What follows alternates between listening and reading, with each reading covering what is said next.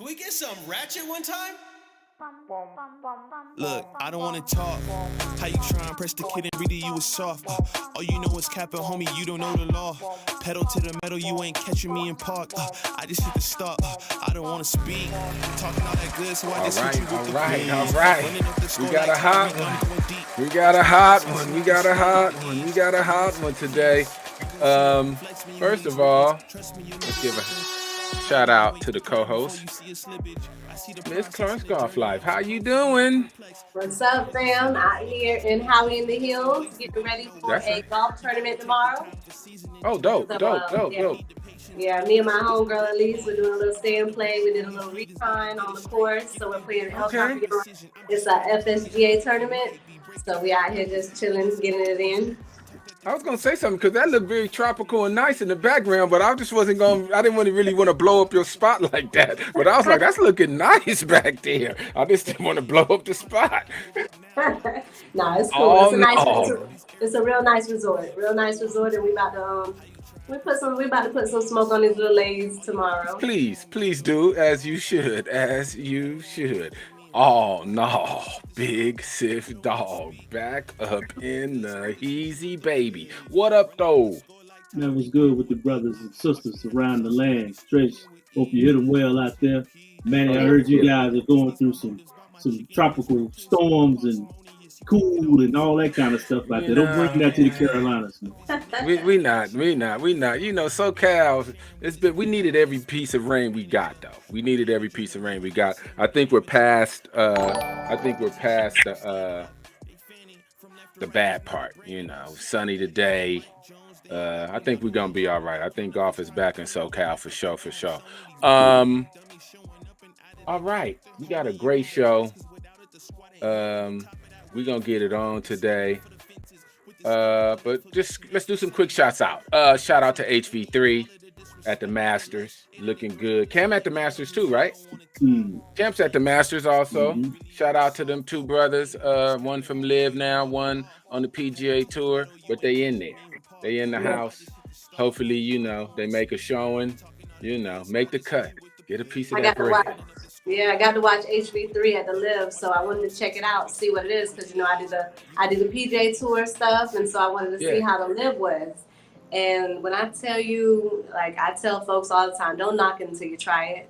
I mean, when I tell you if you want a good time, they having a good time out there. If you want to bring out your kids and your family, they got this big family zone, and it's legit. So I mean, I still love, you know, the Valspar. I still love it, you know, the Arnold Palmer, whichever. But if you like golf, you'll enjoy both. Yeah, come on now. You can't never get enough golf. You can't never. And one of our brothers is out there too. It's Mando. It's Mando. If you go to golf tournament. I was lucky to see HV3 at the Genesis a couple years back. He hits the ball, man. Yes, he hits the ball. One of the shortest cats on the tour, but he moves that ball. That ball. It was a treat to see him at the Genesis. Masters did a few other things, and it seems like they're gonna put a little money into the patch, which is dope because you know Jim Dent did that, and our guy Andre Lacey's out there doing big work. Applauds to the Masters for really getting involved. I don't know why in 2023. I think the patch has been there since the 50s. I don't know, but you know, better late than never. And you never know the community dynamic or the politics and the city and stuff. But they say they're gonna redo the Muni course, pair it with the Masters Technical College. So you're gonna get some agronomy and you're gonna get some real, you know, knowledge with the municipal course, and it's probably gonna be, you know, grade A. You know, it's not gonna be a Masters Muni. You know, I think that's a great way to bring people into the game. A great way to bring people into the game. And we got to shout out Troy Mullins. So got to meet her out there too. She's doing her thing. I hit her up on her birthday, just wished her a happy birthday. Told her I love to meet her, and the homegirl, she sent out, you know, 2 tickets for Friday and Nice. Saturday for me to come out and check it out. Oh, And to the left. Well, that's yeah, dope. She's down cool there. sister.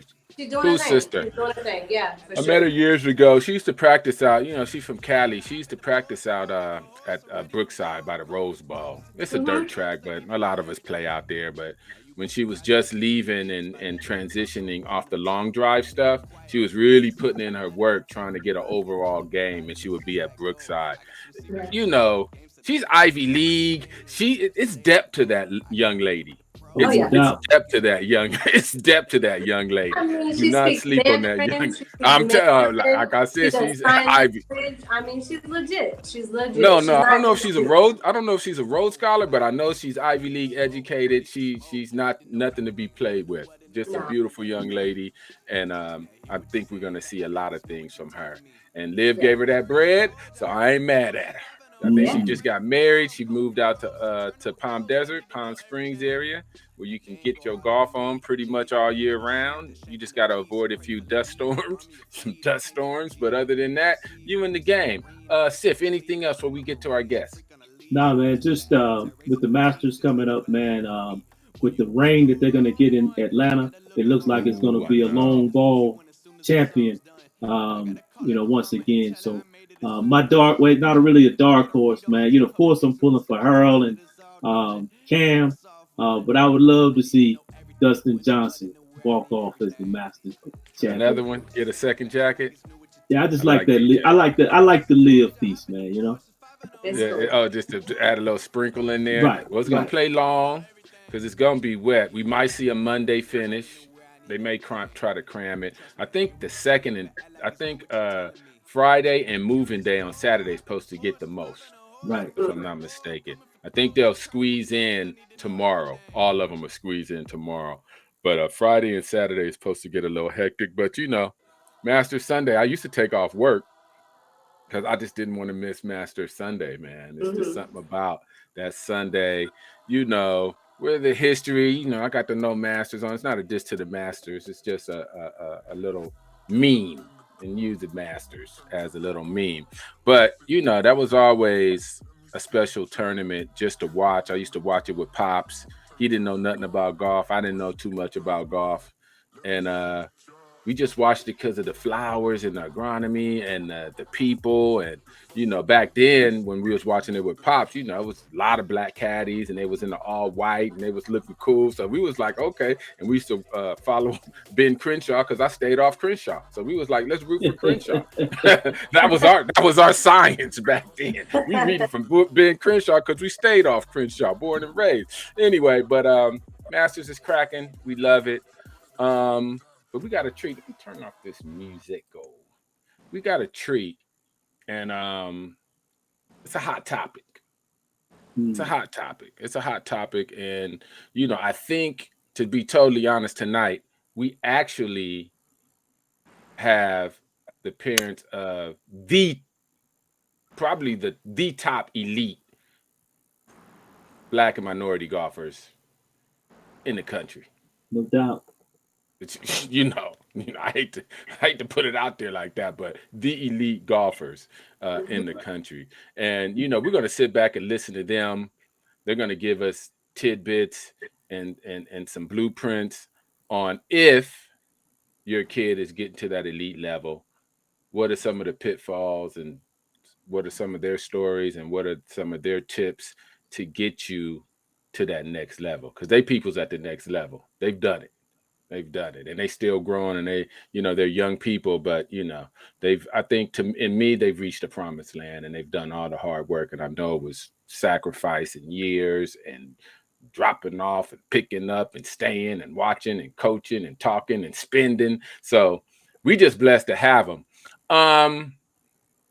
Let me always take a 2-second video break just to remind you guys, like, subscribe. We need you. Our platform is your platform. The bigger we grow, bigger you guys grow. You can get on, talk about your business, talk about events, so let's get it cracking.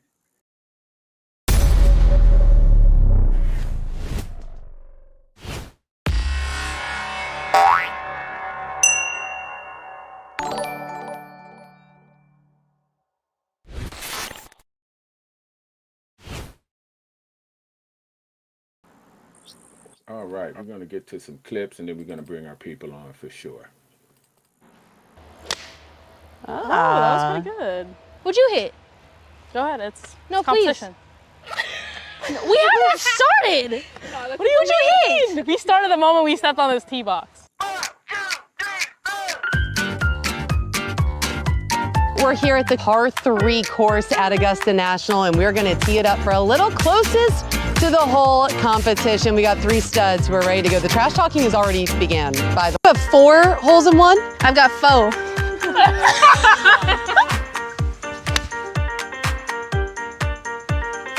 Mari, that's Oh my looking God. pretty Simmer. good. Give me some spin. Okay. Okay, I feel good. I like that one. you're inside, Anna. Yeah. Gonna have to next.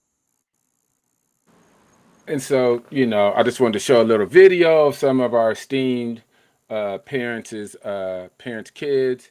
We're going to introduce them. They're going to, and I'm waiting on my slides because I got everybody's people on my slide. There we go. And so we're lucky again to have these esteemed guests. Like I said, many hours, many years, many sacrifices to get to where we all want to root for and be. Elite juniors going to D1s, going to the tour. They're going to the tour. You know, we're gonna get to root for them. We're gonna get to buy stuff from them. We're just very excited to have these parents here, these dads, big dads. Come on now.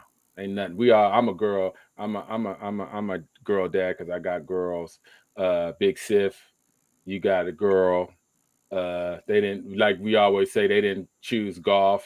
They were hard headed. We wanted to.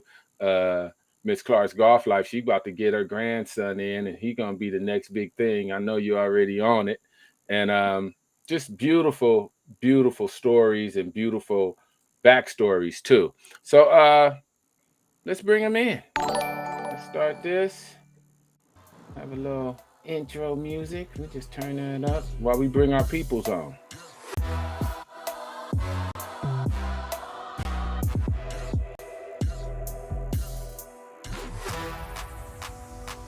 Righty. I would like to, let's see what's our best. Cowboys in the house, baby. We got to Oh, there go Cowboys in the house. The only stars that come out in the daytime, baby. Let's give them up. Let's turn the music down a little bit. All right, Big Sif. All right, Miss Trish. I'm going to let you guys get it going. If you want it. Hey, guys, the thing is, man, this has been the topic of discussion for a long time, man. And we talk about recipes, what goes into making a great junior golfer, the process in terms of how do you get your kid from point A to point B. Hey, we got the studs here tonight to explain the process. So we just gonna jump right into it in terms of, you know, we go from Andre, Ken, Gus, and then Mark. Introduce yourselves, you know, your kid, what they're doing, and then we're gonna jump straight into the mix. So it's me first? Yes, sir. All right. Andre Avery over here. Yeah. My daughters Amari and Alana Avery. Watch out for Alana. She's coming. Believe that. What we're doing is we're leaving tomorrow morning to head out to Arizona to play in the AJGA Pink Heather Far. It's a 3-day tournament, a 2-day cut. So that's Alana's tournament. She's going out there to play. And you guys already know what Amari did and has been doing for the last couple of days. So no need to discuss that. Maganda, yes. Love it. The kid. Me? It's Mr. on Styles, you, baby. go ahead. Kenji Styles. My son's Christopher Styles. He's a junior, San Jose State. That's about it. Let's give it up.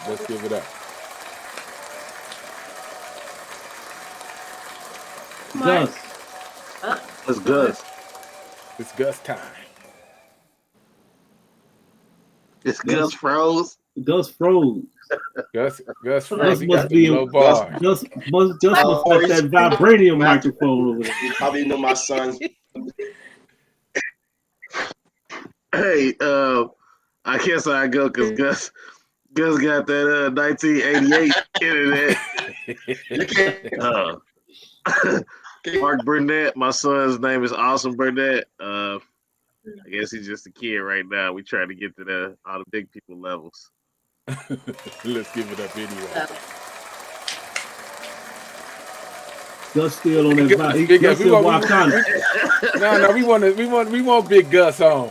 Big Gus got to get that. And he got that Pennsylvania internet.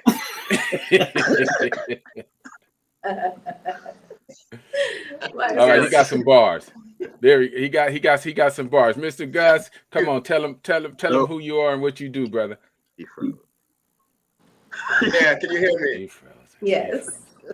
Yeah, I'm Gus Vital, Michael and Matthew's dad. Can you hear me? Yes, sir. Yeah. Hear me? Yes, we can hear you. Okay. So to Michael, Matthew, Matthew, probably know Matthew for winning the chipping part. And so now we heading to Tampa D1, both next fall. We're gonna get that up. Gus sound like Darth Vader. All right, let's jump right into it. Ms. Clark, our Go ahead, Trish, start it off. All right. So we always hear in the junior golf space, we hear elite, elite, elite, elite. So we know y'all have the youth and y'all, we can call your kids elite. What makes an elite golfer? Yeah. Anybody? I'll go first. First of all, I think that's a term that the non-educated public want to throw around. On the boys' side, I don't really believe there's no elite black juniors. Okay. There's some that's close, but elite, we are not. Very good. I believe for some strange reason, black males get better when they get to college. I don't know. I don't quite understand why that happens, but as far as the males, and I usually only speak on the males. I'll let Andre talk about the girls. He got that on lock, and he obviously know what the hell he's doing. But the boys, we don't have no elite boys that's black. Okay. Okay. Let's keep it at 100. Appreciate it. No doubt. All right. So what makes an elite golfer, right? What makes an elite golfer is someone who can play national, international tournaments based on different criteria within the organizational ranks. Like, so if you're playing AJGA, which is national, right, then you'll be on the Rolex rankings, right? So the higher you up there, that makes you an elite golfer within Rolex rankings on the AJGA, right? So then as you get into amateur stuff, right, so it makes you elite if you can then go to like a U.S. amateur, U.S. junior, and compete there, right? So get to the round of quarterfinals, semifinals, those kind of things, right? Then as you get into college, of course, win a couple. That'll get you on the elite level. As you get into the college levels, though, you're looking at different ranking structures, what's called the World Amateur Golf Rankings, WAGR for short. And the higher you are on that depicts how elite you are. Okay. Pretty simple, right? Yeah. Makes sense. Yeah. Yep. Makes sense. Brother Styles. Oh, I'm probably the wrong person to ask that question. I'm on the mindset of Mark. I honestly don't. Elite. I mean, I don't know. I have different views on this whole subject. I'm interested to hear what you guys have to say. Honestly, I'm more on the negative side, I guess. I like to I like to bust people's bubbles and tell them that they kids suck. And you on the same page. and I guess how you make an elite golfer is you shoot low scores. That's how you make an elite golfer. Do the score. Numbers. Yeah, it's not about posting on Instagram or taking a pic with this famous golfer or whatever clubs or deals you may have got or sponsors you may have. At the end of the day, you got to shoot low scores. Gotta go low. Gotta go low. Hey, that's a 100, man. And the thing is we talked about that. And I know a lot of times, I get criticized for saying that. You got to shoot a number, man. Shoot the number, and it speaks for itself. And everything else is, it's irrelevant. You got to shoot the number. Right. But here's where that comes into a non-factor for African Americans, right? We can't shoot the numbers, right? Because we don't have the infrastructure at our fingertips, right? So what we need is infrastructure. They have these junior tournaments going on around the country. The MAC Champ, there's so many of them now, right? There's a few of them. That do it, but we don't need these kids to be playing in tournaments and then getting exemptions to then go play with the Asians and whites and then not competing. What we need is infrastructure to then build our kids up, right? Like the Chinese, like the Japanese, like the Koreans, right? They spend hours upon months upon years just hitting balls before even playing golf on a golf course, right? So that's what we need if we want to build elite black golfers. Right. That's what I did with my girls. We were considered range rats, right? We were on the range all the time. We hardly ever played golf, ever, right? Because I believed in building your swing up to then be able to handle whatever conditions that are out there on the course, whether it's windy, not windy, hot, cold, right? Our swing stood up to that, right? Because we were on the range all the time, right? And that's what the Chinese do. That's what the Koreans do, right? Their juniors don't go to golf courses and play golf all the time. They're whacking balls on ranges, not perfecting their swing, but getting it to where it can be under pressure and hold up. And that's what black folks need. We need that. Yeah, but Andre, it's garbage Chinese kids too. It's garbage. No. It's garbage Koreans. It's garbage. Everybody got garbage kids. They just got more of them. We don't got enough kids. That's our problem. But then that's.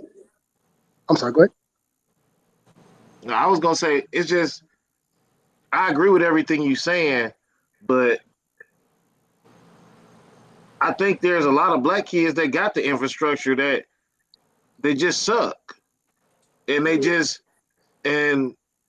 don't give a damn how long you hit on the range. Your kids got talent. If your kids didn't have no talent, they can stay on the range for 10 hours a day, and they never gonna be good. I know kids that's on the range from sun up to sundown, and they can't break 80. You know what I'm saying? I know kids that got money that can't play. I know kids that's poor that can play. I know kids that got money that can play. I think the problem with black folks is there is no leadership in junior golf for black people. And the people that happen to be the leaders, minus a couple of them, have no clue what the hell they doing. And because they have no clue what the hell we doing, you, me, Kenji, Gus, we suffer because if we happen to have a kid that has a little bit of talent, which is very rare for black folks, we don't got no support. And by the time we get to support, we already had to break ourselves. Like I know Andre personally, Kenji personally, Gus personally, we all done had to break ourselves to do this to get our kids good. And I almost don't want to tell people how to get there. Why should I help people? Ain't nobody helping me. Hey, that's he keeping it a buck. You know what I'm saying? Like I could care less if your kid good or bad. Like the Asians don't care about the other Asians. That's a lie when you say they care. They cutthroat. At least in the boys' game, and I don't know the girls' game that good like Andre. But so let me just interject. So let me just jump in there real quick. So I'm at a country club in Marietta, right? So at this country club, we have a Korean man, right? And this Korean man has his house opened up to Korean children to come to his house during the summer months, right? There's about 6 or 8 of them yearly that come to visit him, and then they get membership at the country club, and he gets them ready to go play. They play AJGA, they play the Tour Cup, and they're coming all the way from Korea to do this, right? So there is infrastructure there, right? Okay, will you send your daughter to stay with another dude in Georgia that you don't know? Absolutely. Black people don't do that. That's what it meant to do to get her to the tour. Yes. Okay. And that's where black folks fail. That's what we fail because we don't want to do that. Because if we had an infrastructure to where we had an academy where we can send 100 black kids, and out of those 100, maybe 30 come out that have some talent. Of those 30, 2 of them get on tour. Of those 30, 6 of them or 8 of them go to D1 schools. See, those numbers make sense, right? They make a lot of sense. But we have to build the infrastructure with an academy type program. We don't have a federation. We're never going to have the government support to help us like the Asians have in their respective countries, right? So we have to create our own. And creating our own, that means that you take away from what Kenji's done, what I've done, what Mark's doing with their own individual kids and send them to camps to then get good that way. Okay. And we have an infrastructure. We just got to put it together. We have people that can have money that can do that. Yeah. But then like Mark said, though, just piggybacking off what he said, I mean, we got to have leadership, and we got to have leadership that we trust. But we don't have leadership that knows what they're doing, and we can trust that they have the best interest for the kids, then we don't have anything. Yeah. I also believe that it's a different game, the female to the male. Okay. The male way to get to the tour usually involves your dad and you spending a lot of time, the player and the father spending a lot of time. The girls' tour seems to be predominantly Asian camp kids or kids that come through a federation or from a program or something. Something is different because they don't get through on the male side at such a high. If you look at the LPGA, it's all Asian girls, pretty much all Asians. Mm-hmm. You look at the male tour, it's still dominated by white men who were raised by their dads. Even the brothers that got through all got the same, pretty much Bramlett, Champ, HV. I don't really know HV's story with his dad as much as I know the others.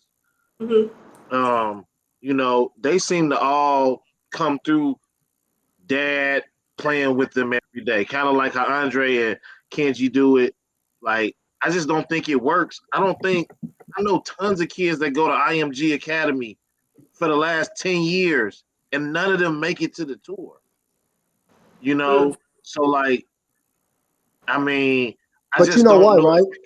Huh? But you know why, right? Because those parents are paying for them to go there. So there's no need to weed them out because they're paying. Okay. So if you have a federation or something like this here, you're going to weed out the kids that don't have talent and keep the ones that do. Right. No, that could be the case. That makes sense, right? Yeah, that makes sense. So the thing we saw that in the tennis. Yeah. Right. Right. So you have an identifier. And so my whole thing is this. You know, I've got a daughter in grad school. It costs me $1,700 a credit out. So when people say let's posse up and throw money at junior golf, then I have some apprehensions about that because I don't want to throw my money at garbage or trash. And I'm just keeping it a buck because it's like Mark said, there's a lot of cats out here that think they can play and they can't. And so why am I sacrificing at my house, throwing into the pot where I got a cat he's going to bust 90s, all the way around. I mean, it makes no sense. And they're not even working, man. That's the thing that pissed me off. Like, they suck, but they not even put in no work, bro. Like, you asking for money and you suck. Now, I like the question that we have out here. It says, how do y'all feel about the Curry Tour and other black tournaments in terms of the black tour? Trash. So yeah. So, and that's what I'm saying. So how do y'all decide? It's trash. Wow, boy. How do y'all decide on what your kids play or whatever? Go tell us about that. How do you decide what tournament your kid plays in? Well, so we got the Curry tour. I mean, we got the Curry. We have obviously the JTI. We have a tournament. One champ. particular tournament does not develop a kid. It's just a tournament for a kid to play in. Okay. Yeah. If your kid is shooting high 70s, low 80s in practice at home, and you expect him to go to the Curry tournament and shoot under par, it's not going to happen. Mm-hmm. If your kid is not shooting under par in practice, then they shouldn't be playing the tournament. That's all I've been saying. You can't go to a tournament and expect, and a lot of parents do. They come up with excuses of why the kid didn't shoot whatever score in practice, and thinking that when they get to the tournament, it's going to be different, and it's the same thing. So, in my opinion, one particular tournament or one particular tour is not going to help develop your kid. What develops your kid is practice facilities, access to good practice facilities, access to equipment, access to coaching, access to gym and working out. Like you literally have to dedicate your life to this. I mean, in my opinion, if you're working a 9-to-5 job and you got off at work at 5, 6, 7, 8 o'clock at night and you got 1 or 2 hours to practice a day, that's not going to get it. Not to the elite level. You need to be dedicating 5, 6 hours a day to practice every day. Birthdays are over with, birthday parties and Disneylands and trips like that. All that's over with. It's a whole grind. level. Right. It's a whole grind, and it's disrespectful. In my opinion, it's disrespectful when people ask me what to do or how to do it, but they're not willing to put the work in, and then they want a shortcut to it. There's no shortcut. It's hours upon hours upon hours on the range, like Andre said. But at the bottom line is you got to have talent.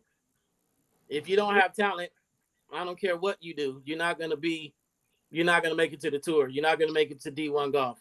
So I could take a kid and train him 12 hours a day, but he'll never be as fast as Usain Bolt. I don't care. It's just God-given ability. It's the same thing with golf. You can practice and train all day.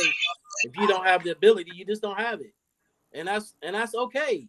You can there's a spot for you someplace at some other school or some other level.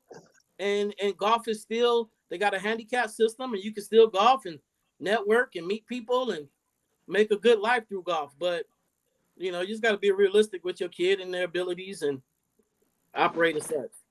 There it is.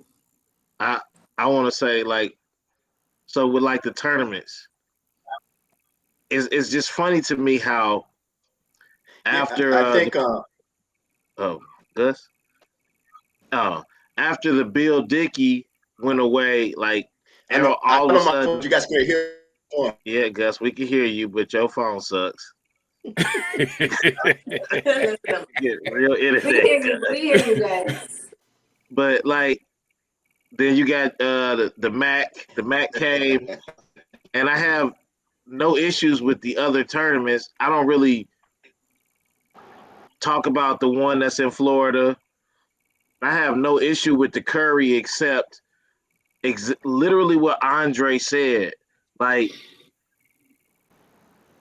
we kind of added up the money, and like they spent at least a couple $1 million to do what they do, which is phenomenal in a sense. But man, you know how much better they could have used that money. And so I'm just gonna get in trouble if I speak. I'm gonna be my quiet. Man. My man. Not only. Let me say this, and I'm not a hater, but half of the cats that's playing in the Curry are millionaires. Why are you paying for these dudes to fly around the country? Why are you paying for their hotel rooms and they millionaires? Yeah. You mean to tell me I gotta scrape to spend $300-400 for a tournament, and y'all flying millionaires around and y'all act like y'all helping? So like when Andre say we have no infrastructure, that's what I look at it like that. Like we never gonna have no infrastructure because we always gonna fight. It's always gonna be somebody that got a tug on the money or the purse strings who have no clue what the hell they doing. Mm-hmm. And as long as it's black folks, we always gonna argue. And it's like I'm to the point now where I'm the same as Kenji. I'm come from Kenji Claw. He trained me. Andre trained me. But I don't give a damn. So I keep it 100. Either my son gonna make it or he ain't. But I gave him every opportunity. He not gonna not make it because he didn't have the opportunity. That ain't gonna be on his plate. He ain't gonna be able to look me in the eye and say, "Well, Dad, if you would have did this or that, I could have made it." Nah, Negro, it's on you, homie.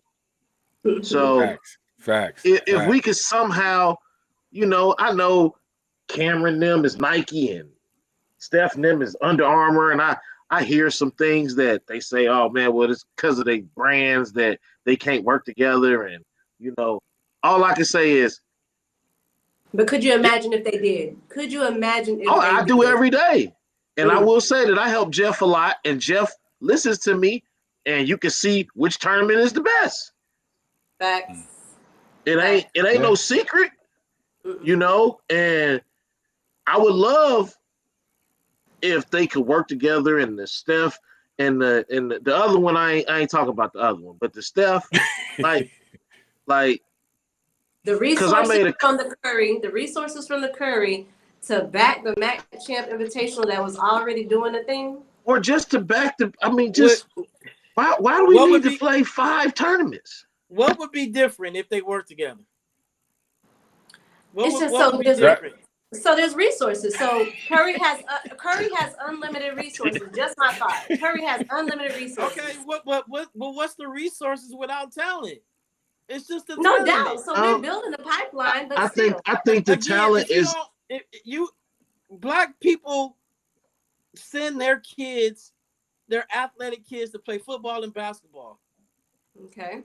So if the athletes aren't coming to golf, you're gonna get the kids that's gonna be 5'5", because and my son's 6'2", homie. Cut it out. Football. And so you're gonna get non-athletic kids, black kids playing golf because it's a fallback. Well, we could just play golf. You know what I mean? It's not. You're not gonna attract that kid that's projected to be 6'3", 6'4" away from football or basketball to play golf. So if you don't have the amount of kids, the 100 kids that Andre talked about, but 100 athletic kids, not 100 kids that also ran, you need the kids that's gonna be athletes. And if they're not coming to the sport, I don't care how much money you throw at it. Again, you can only get so good at it. I don't care what tournament it is or what giveaways they give you or what course they play or what hotel they put you in. You're just not going to be good. I don't care how much. The money is irrelevant. The money is already established when the kid is elite, when the kid is good. If the kid is proven to be good, then you can throw money behind that kid. You can get that kid some coaching. You can get that kid some access. But a tournament is not going to do anything to make a kid good. But that's what we said when we say about working together, like for the kids that are good, and not just for like high school kids. Obviously, we have to start younger, right? And I've been screaming that forever. Like we need to be focusing on. And my son is 17 now, but we need to be focusing on the kids that are 12, 10, 8. We have to prepare them. We have to figure out a better plan to get the kids you're talking about, Kenji. I agree with you 100%. If we don't have the talent, we don't have the talent. There's nothing you can do if you don't have the talent. I don't think the talent is that hard to get. I don't. We disagree. Always disagree on that. I think because we have so many black parents who start playing golf late, they don't quite understand what it takes to get their kid good at golf. You don't have to be elite at 10 years old. You don't. You just have to be playing at 10. Right. You just have to be playing. We got to expose them early. You just got to expose them. If they play football, they always going to gravitate to football and basketball. But when they 13, if they see, this football ain't working, or this basketball, I ain't going to be quite tall enough, and I better start hitting these clubs a little bit more. It's too late. Not necessarily. At 12, 13 to say I'm gonna Not put if down to football start and basketball and focus on golf. to start. It's too late. It's too It's late. not too late if golf is a side sport for you. If you're playing two sports at 12 or 13, it's too late. I don't think so. Yeah. It's too late. I don't think so. Not no more. Maybe I don't think so. Not if you athletic, bro. I don't think so. But that's what if you're athletic, you're not quitting football. Yeah, you are. No, you're not. There's a lot of athletic kids that quit football, bro. Is there a lot of athletic kids playing golf? I think there are now. Yes. Yeah, more now. I guess I'm out of the. When did y'all's kids? When did each one of Yeah, y'all's kids? I think though. I think shooting in the 80s and parents thinking that they can make it to Stanford. Big Gus. Big You Gus. got bars. Yeah, I mean, can you hear me now? Yeah. Can you hear me? You're good. You still can hear me? Yeah, Yeah, man. Go ahead. Go ahead.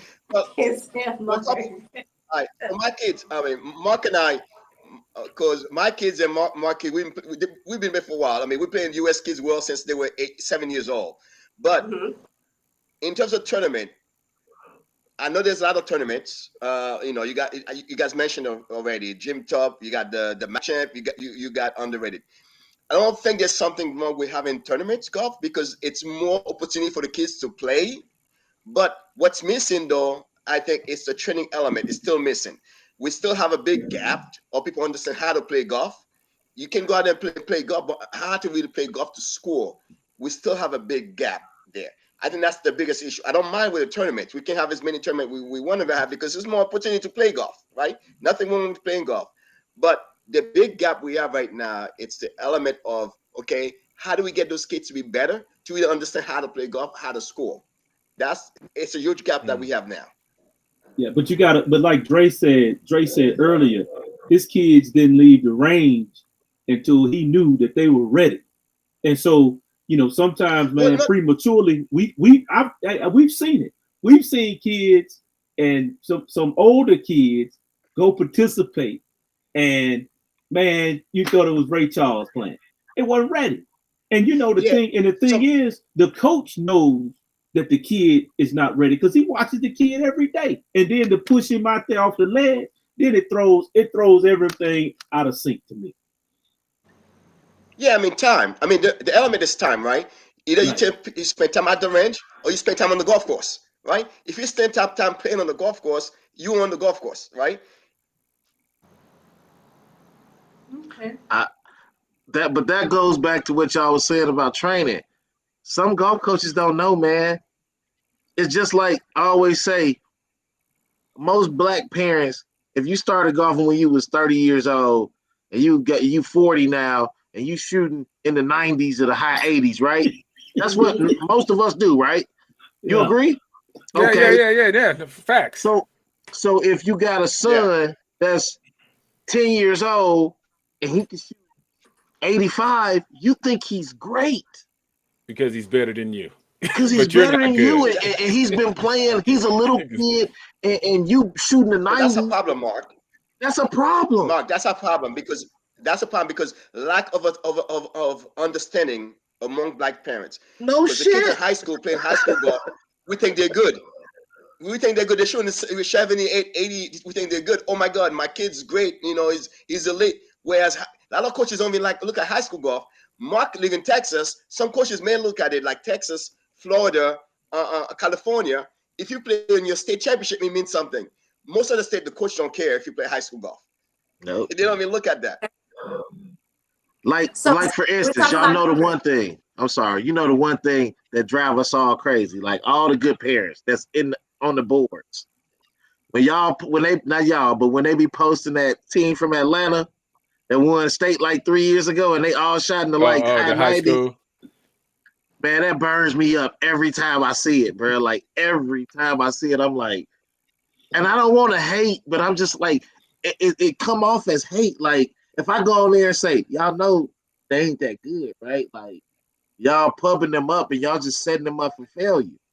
Like they can't play, and I feel bad, so I decided, you know what, I'm not gonna comment no more because I get looked at like I'm a hater when I'm just trying to educate. And you know what I said? I don't care about education no more. So when we're talking about numbers, fellas, dads, when we're talking about numbers, the kids are shooting, and we say go low. And, so what do those numbers look like? So like we said, those 80s, 79s, that ain't the number. What are the numbers that we're looking for in our junior golfers? In the Anything age with a range. If you're in high six. school, you should be under par. High school, if you're in high school, you should be shooting under par every time. High school golf. Not Every every time. time. If you 8 years old, you should High be shooting school. under We're talking par. about high school golf now, Mark. High school. Well, At living in 8 Texas, years I'm old, living you in should Texas be no under par. Not If under you're par 6 years every old, time, you should shoot guys. under par. All right. Yeah. All right. Most of the time. Your thoughts, Andre? Your girls? Yeah. I mean, listen. I mean, even in college, right? Some of these elite girls that were non-black shoot 80s, shoot 75. So, I mean, there's only a select few that constantly shoot in the 60s, right? My kid was one of them when she was a freshman, but she has since gotten new clubs, new balls, so that kind of halts her a little bit. But I think score wise, I mean, anything 74 and below, I think would be optional because Consistently. that would be Yeah. something that you can obtain to. You know what I mean? Like shooting in the 60s all the time is just not what people do, right? So 74 and below. Andre, so you telling me when your daughters Elite was level, coming though. up, Andre, you telling me when your daughters was coming up, you was cool with 2 over? I'm asking. Were you okay? I'm gonna make it personal between me and you right now.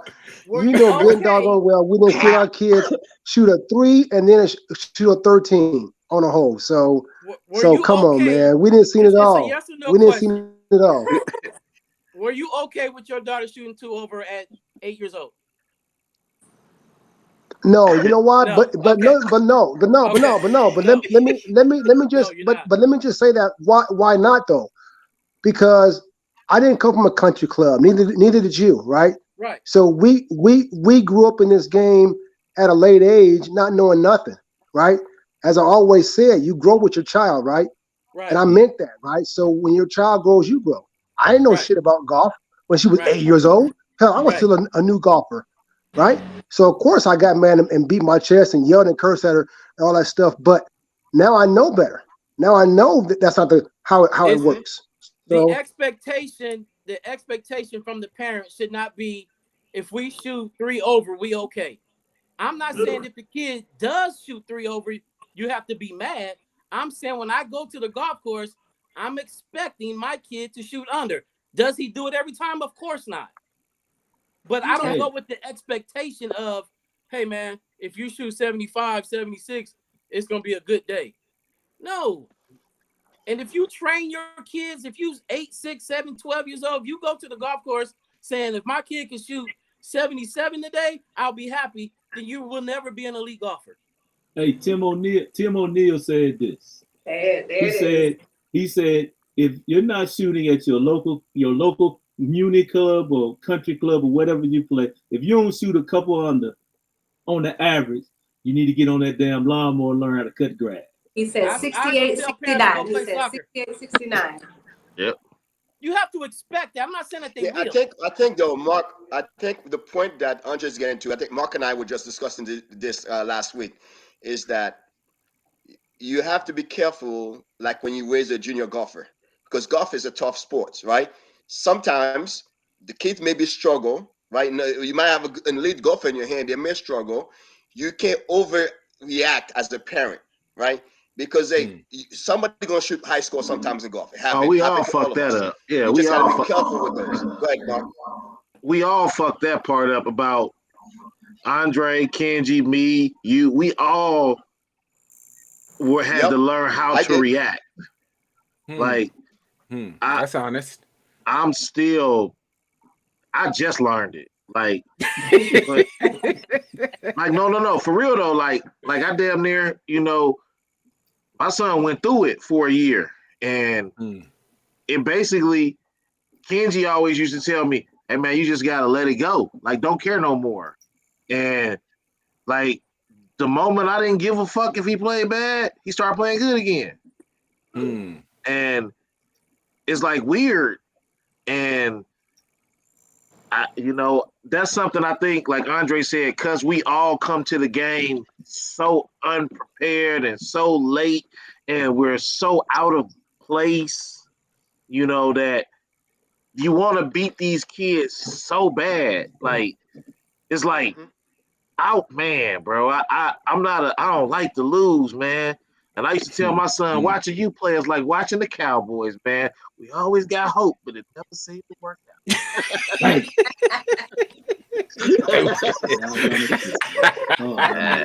He be looking good, bro. He be looking real good. I like what Andre said. He, in the very beginning, he was like, instead of, tournaments are important, but he was more focused towards, if we was going to do anything together, it would be some kind of academy run by somebody who knows what the hell they're doing.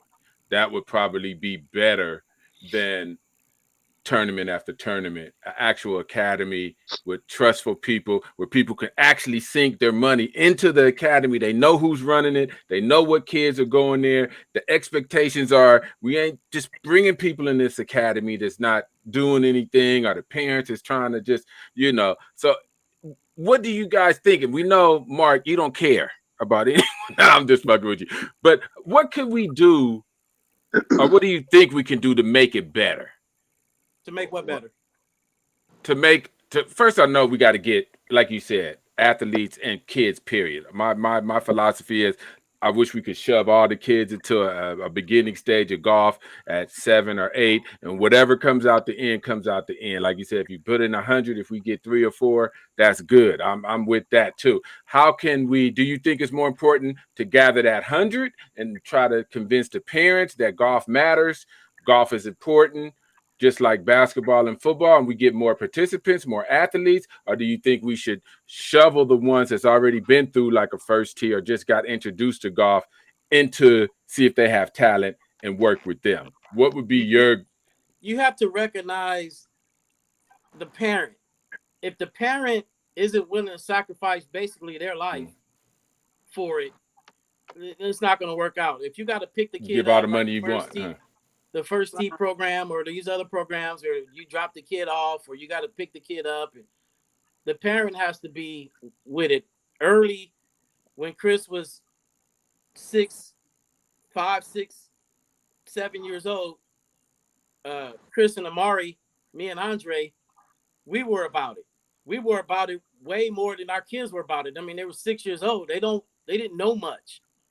But because me and Andre had such a thing going on where we would get together every weekend, and every weekend was a tournament for Chris and Amar. Me and Andre would spend all week talking trash to each other about how our kids were going to beat up the other kid. And that propelled you all week to work, to practice. It's cold outside. I don't care. Amari's coming with it this weekend, and I don't want to hear Andre mouth, so we got to beat him. And we did that for years. If you develop, you see that your kid has a talent, I would say find another kid in your area that has a talent and battle every weekend. I mean, really That's battle smart. Like it's a tournament, and it's a cheap way to get that tournament feel and still be competitive and learn how to go low. Wow, that's smart. It's good So stuff. here, Homeschool or not, fellas? Parents, homeschool or not? Beneficial? Doesn't matter? Yes. Homeschool. 100%. All day. Okay. I made a huge mistake. Put my son back in school as a 10th grader. That was stupid. Was he homeschooled before the 10th grade, Mark? Homeschooled his whole life, and then after COVID, I put him back in school. So yesterday me and Lana were at this golf course that we don't frequent too often anymore, but we happened to go there just because. But anyway, there was this young lady that we know. She's black. She's about 13. She plays in the underrated and all that good stuff. So she's out there, but her mom dropped her off, right? Dropped her off, and she's just whacking balls, right? Her dad was on a business trip over to Hawaii. So she had nobody to like watch her, you know. Mhm. So in golf, you know, you can't see yourself, right? So you need some eyes, that extra eyes to see what you're doing, Yeah. especially like your dad or whomever, right?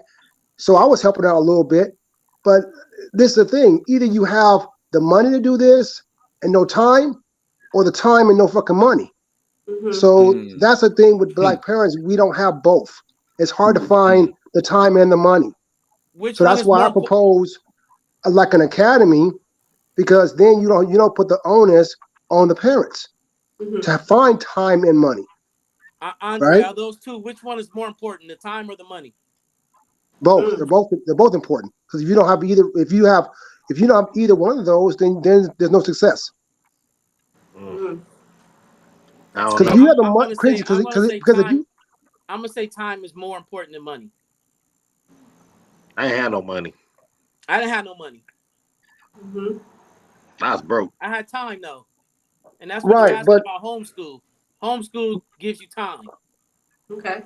but like Andre said, if you a drop off parent, it ain't gonna work.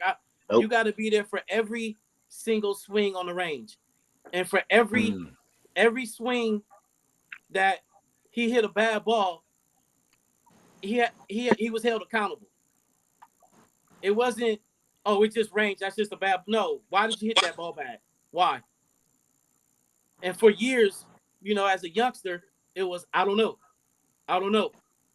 To the point I'm like, look, well, I'm sick of I don't knows, bro. We got to start figuring some of this out, and you got to understand your swing and your game.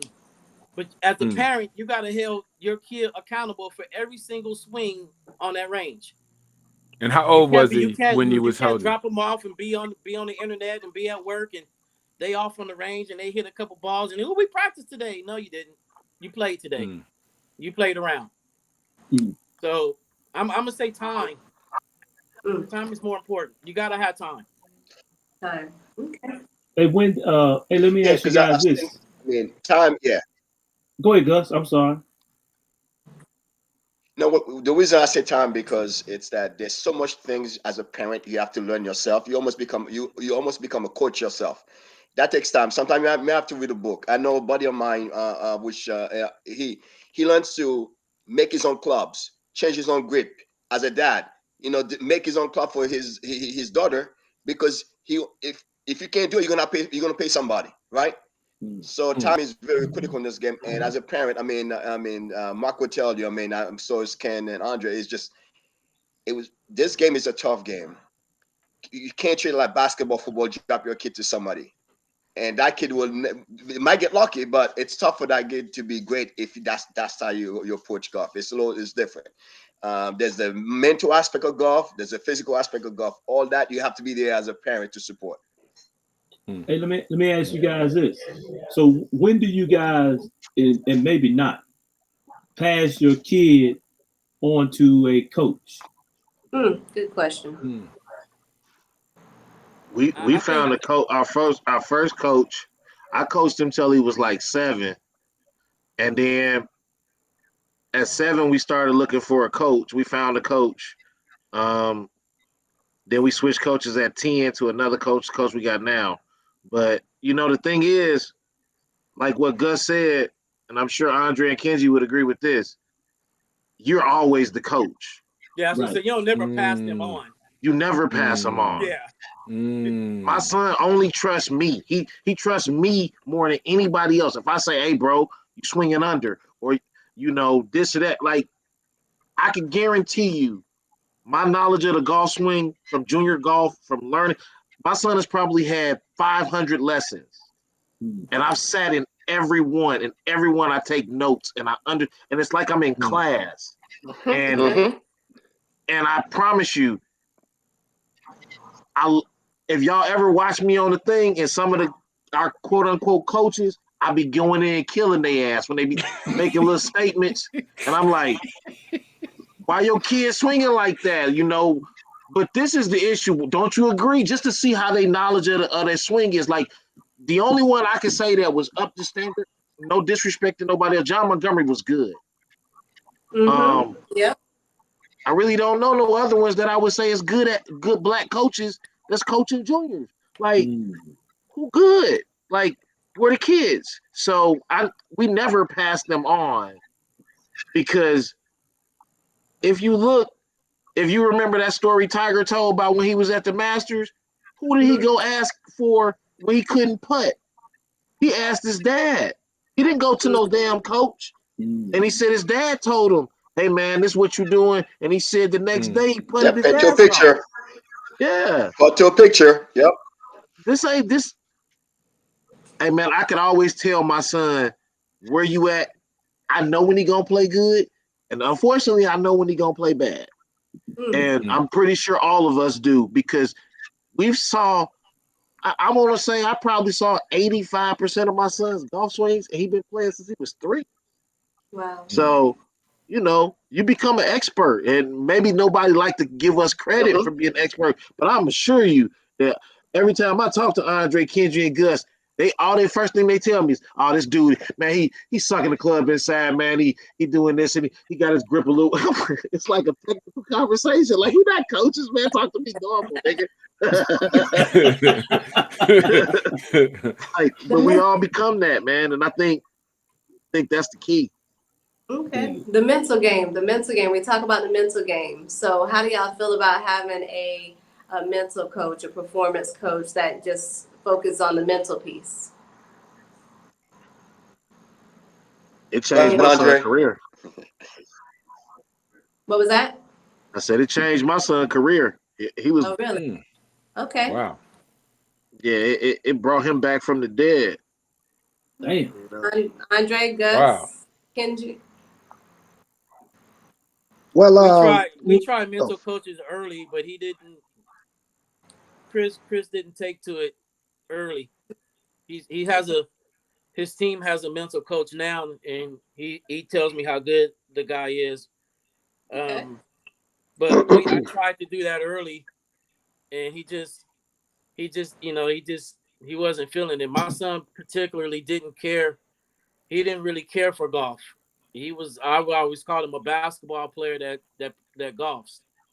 He's a basketball player in his heart that plays golf, and that is hurt him growing up as far as his development. But like Mark said, in college he started to get, I think, more in college, because he understands that it's an opportunity to make a lot of money, and he understands the value of $1 now that he's in college, and I'm not giving him my money. So Turn your phone sideways. He got a little bit more focus. Huh? I was telling Jeff to turn his phone sideways. Okay. We got family done checked in with us right now. Big Champ. Who's that white Puerto Rican? Hey, you know I'm paying attention from Augusta, man. This is my peeps right here. Come on, man. Hey, Sip, what's up, Sip?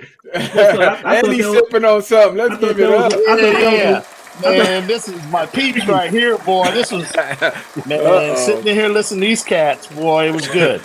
I appreciate you, brothers, man. It's nice to checked in. Man, nice to hear brothers that know what's going on, boy. You guys done a great job, man. I appreciate you guys. I'm sitting here, I'm passionate. So I had Taco Tuesday with the family. Cam's home. That's right. And I had to jump in this thing and listen to you guys. It's like the one thing I just wanted to say, I don't want to jump in on you guys, your call, but somebody talked about time. Let me tell you, we have a choice. We got time or we can make money. Right? And it's hard. For me, I couldn't change generational wealth. I knew God gave my son talent. So if I put the time in, I had to go build relationships to go get the money to support what we're doing. So when I heard that timepiece and all you guys, this is a great podcast with these cats right here, because these cats get it and understand it. Beautiful, beautiful, important. They on the grind and they know exactly what they're talking about. I got a question for y'all, for the host, and y'all was talking about mental. So this is my question for y'all. If you asked the tour pro what percentage of golf is mental, what would they say? They should say the majority of it. Maybe so give 50, me a number. 60%. I'll say 60. I say 80. 90. Okay, the average tour pro says 95. Okay. Wow. So if you want to know how important mental is, what percentage of your time and money do you think you spend in golf on mental? Not enough. Not enough. Yeah, zero. Obviously not enough. Zero. Yeah. But yeah, you just said 90%. The game is 90% mental. So there's your answer to the question. The game is all mental. That's why Tiger's so much better than everybody else. It ain't talent. It's work ethic and understanding your mental, where your brain goes to under pressure. So once you could get that down, you can play golf. Because I don't care how good you is on the range, if you get nervous for money, because we all know them cats, Sif, I know you out there. Hey, we all know them cats. They real good on the range, but you put $100 a hole up, they ain't quite as good. Never. They ain't quite as good. I'm just saying. I gamble. I used to play for a lot of money. So, you know, I see cats. And you know the dollar amount where you start making them a little nervous. You know, so, I mean, it's all mental. Speaking of money, everybody here, Dre, Kenji, Mark, Gus, Jeff, all of you guys have spent a lot of money getting your kids to the next level. I mean, I couldn't even imagine the amount of money that's spent in getting kids from point A to Z. Now, and the thing is I've never heard any of you guys solicit. Maybe so, maybe not. I know someone here, D Brown just popped up.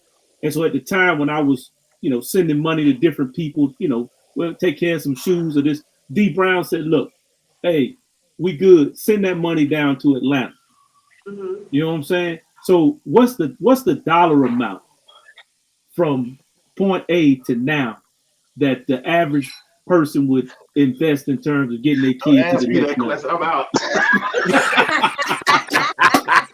Hey, Mark, come on, Mark. Just be real, bro. Step up and be real. Speak up. Say what you gotta say. He had to go get a crust soda. He had to go get a soda or a beer. Hey, you sure right. Y'all so you said, So you said the average dollar amount from where? From what time? Yeah, from when you matriculated your kids into the game of golf, and when you knew that they had talent, and you said, okay, my kids have talent. I'm going to get them from this point onto the finish line.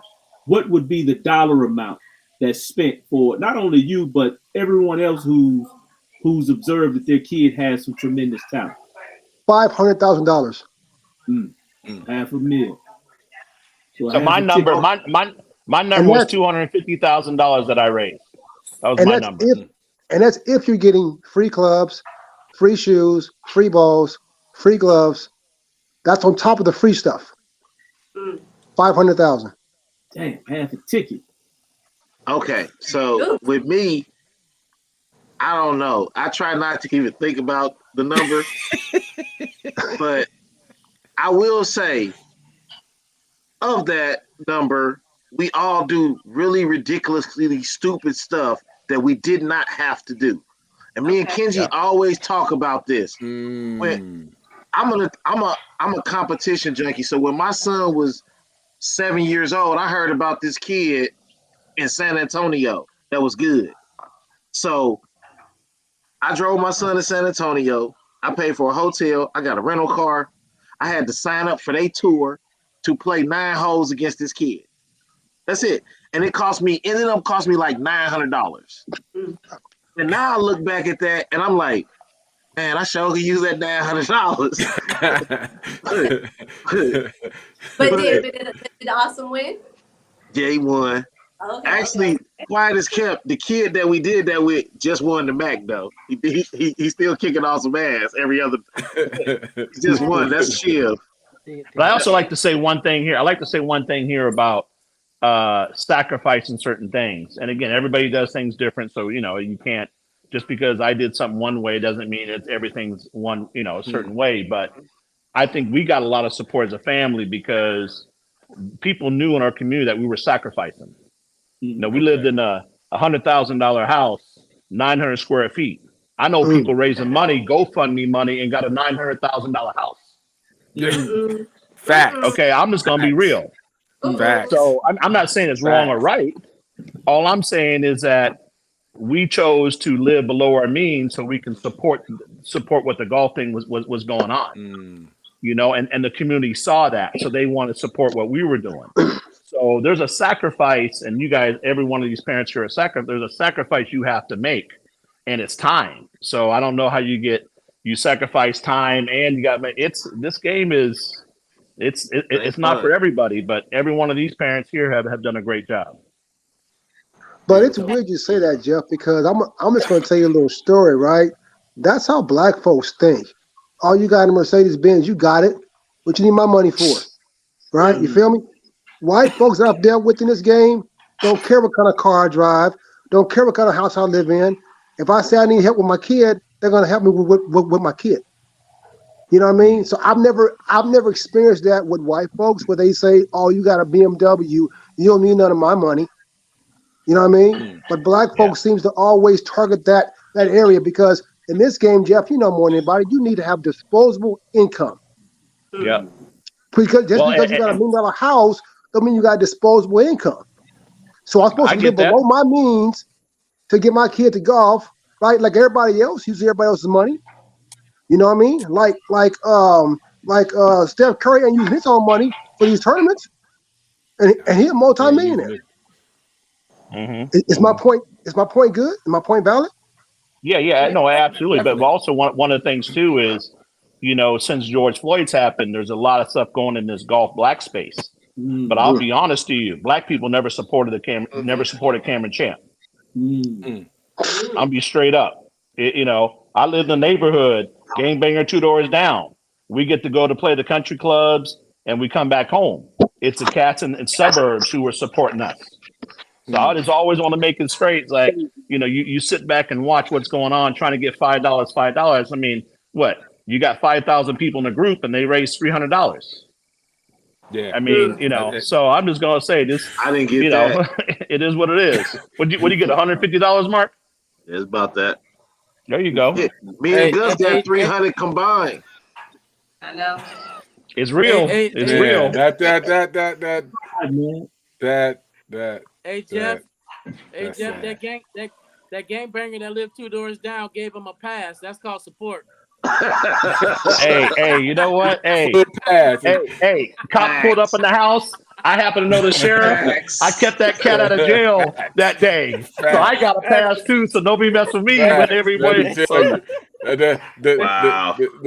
cat down the street was like, "Nah, that's my people's right there. Let him come and go as he pleases. He's doing something special. He got a future. He's doing something special." So the other piece, though, real quick, I saw the other day. For instance, I saw young Cam was actually watching Cameron Champ at Augusta, right? I even had a chance to actually see Cameron Champ playing 6-hole. This is something that we need to do more ourselves, is that trying to mentor those younger kids, right? Yeah, over on the HV3, the other guys, Tim O'Neill, all these guys, they can be mentoring more the younger kids that might be talented, but they want to, be there to support them as much as they can. Because I saw little 9-year-old Kim was with Cameron Champ the other day at Augusta. I was like, that's something that should happen more often for the other folks we have out there. And it doesn't happen that often. We gotta get cats for Augusta. I was really impressed with that. That's what the Mac Champ does. That's right. For sure. So that was nice. That was real nice. I was impressed when I saw that. Yeah. I'm telling you, I must thank you to all you guys, because this is probably one of the most important shows we've done, having all you guys here. We can't reproduce what you guys have gone through over 10, 15 years of struggling, spending time, invaluable information. And I get it why you guys don't be on the chat group trying to tell people what to do the right way. Because you'll get 50 people telling you crazy. Oh, you see, I'll be arguing. Yeah, well, you're an arguer. That's okay though. Mark's trying to stay in our Facebook jail. Somebody got to Sigler hasn't been in jail in a year. I've been quiet, baby. I've been quiet. They put me in jail quick. I'm quiet. I'm a good Negro. Give us some good news and some future news for your family coming up. All of you guys, what you guys got going? What should we be looking out for, or what should we be doing? Can go. Oh, go ahead, Andre. Yeah, I'll go ahead and start. Well, we got U.S. Junior for Alana, USAM, U.S. Open for Amari. She's going to win the USAM this year, so watch out for that. I'm guaranteeing it. Hopefully she gets in the Chevron, Jeff. So she can go out there and win that. Yeah. Right? You know what I'm saying?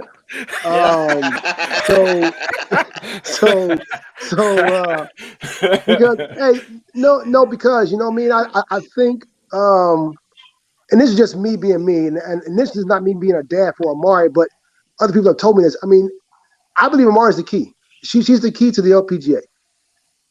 As well as she succeeds, that's going to make the LPGA succeed. Love it. I've always said that. And, I believe that. I agree. Yeah, I've always said that. Yeah. I always said that from day one, and I still believe it. I have a friend right now I just spoke to right now, white boy. He believes it, man. I don't know why people don't understand. They can eat more if Amari plays better. Like when Rose won and won. Who cares? Agree. Yeah. Right? No one cares if Rose won and she almost lost it. But if Amari wins it, it sets a whole precedent for everybody. Yes. Everybody gets to eat. So everyone eats. She's gonna win the USAM. Believe that. Right. That's right. Right. I remember saying my son gonna make it. I remember my son, he gonna make a PGA tour when he's 10. It's like if you can't believe in yourself, nobody else gonna believe it. Like it. Facts. Like it. Facts. Upcoming stuff. Our word of encouragement. Any one of you guys. Kenji. Word of encouragement. Yeah, give us a word of encouragement, man. You got one word. Yeah, he got of that. Encouragement. Play soccer. That's my word. That's my word. As a parent, you won't have as much stress. You and your kid will have a good relationship. And all you gotta buy is soccer shoes. Hey. And 45 minutes. And 45 minutes to say you're being a parent. That's it. That's right. Upcoming event. Chris has the Western at Pasta Tiempo coming up Monday. We're going out to Santa Cruz to check it out. You guys check him out. That's going to be televised on Golf Channel. I need y'all support and y'all love. I'm not going to say he's going to win because that shit scares me to say that. I'd just be happy. I'd just be happy if we could finish, and I ain't shoot nobody.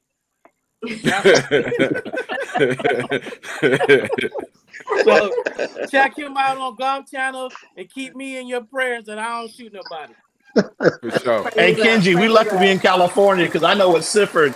I can imagine what Sifford and that cat in Texas might have in their house, but I can imagine. We ready here, baby. Mark, what you got? What you got, Mark? I don't know. Something good. Oh, can I take the time to say I'm sorry to Will Lowry, and because he don't like me, and I don't know why he don't like me. Like, what if I wanted my son to play in Under Armour for one tournament? Like, why can't we get in? I thought my son was good. Like, Will, forgive me. Please, Will Lowry.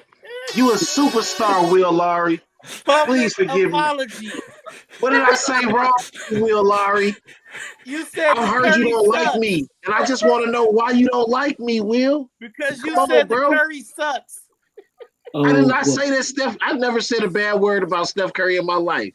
No, not about Steph Curry, about the Curry tour. I didn't. I said, that's not what I said. What did you say? What I said was, hey, good night, guys. I got to go to bed. Oh, Lord. For sure. Thanks, Jeff. Thanks. Yeah. Exactly. What I said was, we don't need another tournament, and they should basically what Andre said. We need more infrastructure. It would be nice if 2 of those tournaments they would take the kids, and instead of playing for tournaments, it would be nice if they paid for Sean Foley to spend the day with the kids. Or don't take it personal, Will Lowry. Let Awesome in. That's all I said. Let him in. We don't petition for We starting the campaign. Let him in. Let Awesome in. Let Awesome in. Let Awesome in. What you got, Gus? What the boys What doing? you got, Gus? Right now, it's we got a lot of work to do on the swing, the mental aspect of it, but it's coming together now. Right now, we do a lot of troubleshooting stuff, so we'll be ready by sometimes April, May time frame. We same thing: U.S. Junior Amateur, U.S. Amateur, U.S. Open qualifier. Those things we have in the next few months, but right now we just get the string right. That's what we're trying to do right now. All right. Man, what a blessing to have all of y'all today. What a blessing. What a blessing. It's been a great show. Sif, Trish, end it for us. Hey guys, I really appreciate you guys coming on. Now I take the pressure off me because some of the same stuff that you guys say, I say, and I get crucified. And but it's the truth. You either you good or you ain't. I mean, that's the bottom line. You either good or you're not, and that's okay. I wanted to play the piano when I was growing up, but I couldn't. So I had to find, I had to do something else, play the trombone. What's up, bro? There go the king. What's up, nephew? What's up, 6'2"? Get out of here, dog. Sorry, my dog. My dog come with him. He looks 6'2" to me. Yeah, he looks 6'2" to me. He pretty big. Kids, you don't know. He's not 5'5". He's not 5'5". Kids, you just mad because my son tall. Nobody said you was 5'5". You missed the conversation, bro. I was like, definitely not 5'5". You 5'5". Bye. Get out of here. Folks over here. Love it. Jeff, he had on his back champ sweatshirt. Jeff would have been so happy. But yeah, man, just appreciate you guys, man, for giving the unapologetic truth. Because you guys have done it and doing it, and you know what the recipe is, man. And the great thing that I liked about the entire session was all the ingredients are not the same. That's right. Yeah, all the ingredients are not the same. Much love. Yes, and gents, thank y'all so much. Thank you so much for coming on. We all, all us of us that are out here, we love watching the kids, hearing about what Awesome's doing, the Vitals. Obviously the Averys, we're watching them, we're loving them. The moms from the Philippines, my mom's from the Philippines, you're in the Navy, my daughter's in the Navy, so thank you for your service. And I always, their birthdays and everything, I'm like, Maganda, I tell them hello and everything, absolutely love them. And then Chris, we're looking up for Chris and everything that he has going on. Kenji, thank you for keeping it 100, Mark 100, Gus 100, Andre 100, thank y'all for coming on. Anytime we can get y'all to slide in on anything y'all doing, slide through. Ain't no filter. Ain't no filter on this show. You guys can speak how you speak, and shit, it's real talk. We lucky to have it. And on that note, Gus,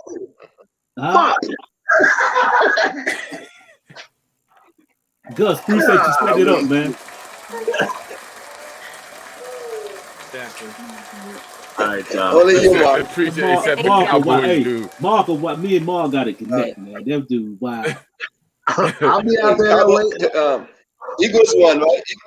Who won the Super Bowl, Mark? Gus, y'all lost. How much you just sent me, Gus? Who Gus bought? The Eagles. They wouldn't even sign Hargrave back, man. They don't know what they're doing. He just awesome $200 for them Eagles. Thanks. Hey, Thanks, Nina Jackson, for tuning in. Shout out to Kendall and everybody. All right, you guys, we out.